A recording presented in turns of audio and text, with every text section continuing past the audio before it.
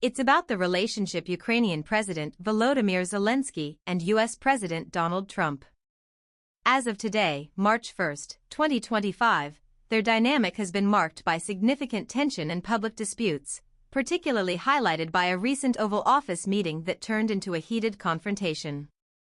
On February 28, 2025, Zelensky visited the White House to discuss a potential deal involving Ukraine's rare earth minerals, which was intended to strengthen U.S.-Ukraine ties and possibly pave the way for peace negotiations with Russia. However, the meeting quickly devolved into a shouting match. Trump, alongside Vice President J.D. Vance, accused Zelensky of being ungrateful for U.S. support and insisted that Ukraine should agree to a ceasefire with Russia, even without firm security guarantees. Trump reportedly told Zelensky, "You're gambling with World War III," and claimed he was not acting at all thankful for American aid. Zelensky pushed back, emphasizing that Russian President Vladimir Putin had broken past ceasefires and that Ukraine needed security assurances, not just a minerals deal. The confrontation ended with Zelensky leaving the White House early, no deal signed, and Trump posting on Truth Social that Zelensky had disrespected the United States and could return when he is ready for peace. Let's watch the actual video. This thing over with. You see the hatred he's got for Putin. It's very tough for me to make a deal with that kind of hate. He's got tremendous hatred. And I understand that, but I can tell you the other side isn't exactly in love with, him either. So it's not a question of alignment. I'm aligned with the world. I want to get the thing set. I'm aligned with Europe. I want to see if we can get this thing done. You want me to be tough? I could be tougher than any human being you've ever seen. I'd be so tough. But you're never going to get a deal that way, so that's the way it goes. All right, one more question. Hey, I want to respond to this. So look, for 4 years in the United States of America, we had a president who stood up at press conferences and talked tough about Vladimir Putin, and then Putin invaded Ukraine and destroyed a significant chunk of the country. The path to peace and the path to prosperity is maybe engaging in diplomacy. We tried the pathway of Joe Biden of thumping our chest and pretending that the President of the United States' words mattered more than the President of the United States' actions. What makes America a good country is America engaging in diplomacy. That's what President Trump is doing. Can I ask you? Sure. Yeah? Yeah. Okay. So he occupied our big parts of Ukraine, part of East and Crimea. So he occupied it on 2014. So during a lot of years, so I'm not speaking about just Biden, but those time was Obama, then President Obama, then President Trump, then President Biden, now President Trump, and God bless, now President Trump will stop him. But during 2014, nobody stopped him. He just occupied and took. He killed people. You know what the contact line? 2015. 2014 and 2014.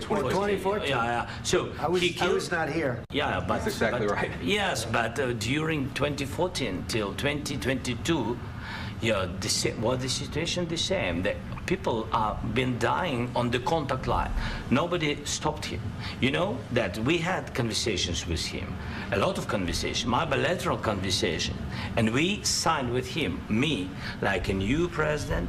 In 2019, I signed with him the deal. I signed with him, Macron and Merkel, we signed ceasefire. Ceasefire, all of them told me that he will never go. We signed him with gas contract, yes, but after that, he broken this ceasefire. He killed our people and he didn't exchange prisoners. We signed the exchange of prisoners, but he didn't do it. What kind of diplomacy, JD, you are speaking about? What do you mean? I'm talking about the kind of diplomacy that's going to end the destruction of your country. Yes, but if you Mr. President, with respect, I think it's disrespectful for you to come into the Oval Office and try to litigate this in front of the American media. Right now, you guys are going around and forcing conscripts to the front lines because you have manpower problems. You should be thanking the President for trying to bring an end to this conflict. Have you ever been to Ukraine that you say what problems we have? I have been to. Come once. I've actually watched and seen the stories, and I know what happens is you bring them on a propaganda tour, Mr. President. Do you disagree that you've had problems bringing people into your military? And do you think that it's respectful to come to the Oval Office of the United States of America and attack the administration that is trying to prevent the destruction of your country? A lot of questions. Let's start from the beginning. Sure. First of all, during the war, everybody has problems. Even you, but you have nice ocean and don't feel now, but you will feel it in the future. God bless. You don't know that. God bless. God bless. You will not have war. Don't tell us what we're going to feel. We're trying to solve a problem. Don't tell us what we're going to feel. I'm not telling you. Because you're in no position to dictate that. That's exactly what you're doing. You're in no position to dictate what we're going to feel. We're going to feel very good. You will feel influence. We're going to feel very good and very strong. You will feel influence. You're right now not in a very good position. You've allowed yourself to be in a very bad position, and he happens to be right about it. From the very beginning of the war. You're not in a good position. You don't have the cards right now. With us, you start having cards. Right now, you don't. You're playing cards. You're playing cards. You're gambling with the lives of millions of people. You're gambling with World War III. You're gambling with World War III. And what you're doing is very disrespectful to the country, this country, that's backed you far more than a lot of people said they should have. Have you said thank you once? This A entire lot of meeting? times. No, in this Even entire meeting, today. have you said thank Even you? today. You went to Pennsylvania and campaigned for the opposition in October. Offer some words of appreciation for the United States of America and the president who's trying to save your country. Please, you think that if you will speak very loudly about the war, you can... He's not speaking loudly. He's not speaking loudly. Your country's in big trouble. Can I Wait a answer? minute. No, you've done a lot of talking. Your country is in big trouble. I know. You're not winning. I know. You're not winning this. You have a damn good chance of coming out okay because of us. Mr. President, we are staying in our country, staying strong from the very beginning of the war. We've been alone, and we are thankful. I said thanks you haven't in been this alone. cabinet. You haven't not been only alone. in this cabinet. We gave you, through this stupid president, $350 billion. You voted we gave for you your military president. equipment, You and your voted men for are your brave, president. but they had to use our military. What about If you didn't have our military equipment, you invited if me you to didn't speak. have our military equipment, this war would have been over in 2 weeks. In 3 days, I heard it from Putin. In 3 days, this is something Maybe new. less. In 2 weeks, of course, yes. It's going to be a very hard thing to do business like this. I tell you. Just say thank you. I said a lot of times to American people. Accept that there are disagreements, and let's go litigate those disagreements rather than trying to fight it out in the American media when you're wrong. We know that you're wrong. But you see, I think it's good for the American people to see what's going on. I understand, sir. I think it's very important. That's why I kept this going so long. You have to be thankful. You don't have the cards. Thankful. You're buried there. Your people are dying. I can tell you You're again, running low I know. on soldiers. Don't please, you're running Mr. low President. on soldiers.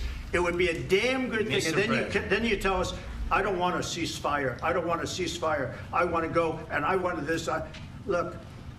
If you could get a ceasefire right now, I tell you, you take it so the bullets stop flying and your men stop getting killed. Of course, we want to stop the war. But you're saying you don't want a ceasefire. But I said to you, I want a ceasefire. with guarantees. Because you'll get a ceasefire faster than an agreement. Ask our people about ceasefire, what they think. That wasn't with me. For you what, that wasn't with me. That was with a guy named Biden, who was not a smart person. That was with Obama. It was your president. Excuse me. That was with Obama, who gave you sheets, and I gave you javelins. Yes. I gave you the javelins to take out all those tanks. Obama gave you sheets. In fact, the statement is Obama gave sheets and Trump gave javelins. You got to be more thankful, because let me tell you, you don't have the cards. With us, you have the cards. But without us, you don't have any cards. One more question to Mr. Vice President. I'm sorry. It's going to be a tough deal to make, because the attitudes have to change. What if Russia breaks ceasefire? This clash reflects a broader shift in their relationship. Earlier interactions showed a mix of cooperation and strain. For instance, in September 2024, Zelensky told Fox News after meeting Trump that he received very direct information that Trump would support Ukraine. Following Trump's election win in November 2024, Zelensky congratulated him and expressed hope for continued U.S. backing, aligning with Trump's peace through strength rhetoric. However, Trump's stance has since hardened, with him calling Zelensky a dictator in February 2025 and suggesting Ukraine concede territory to Russia to end the war, a position Zelensky rejects outright. The fallout has polarized reactions. Many Republicans, like Senator Lindsey Graham, praised Trump for standing up to Zelensky, with Graham calling the Ukrainian leader's behavior beyond unacceptable.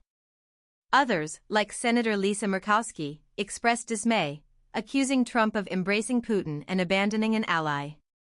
European leaders, including France's Emmanuel Macron and the UK's Keir Starmer, rallied behind Zelensky, reaffirming support for Ukraine against Russian aggression.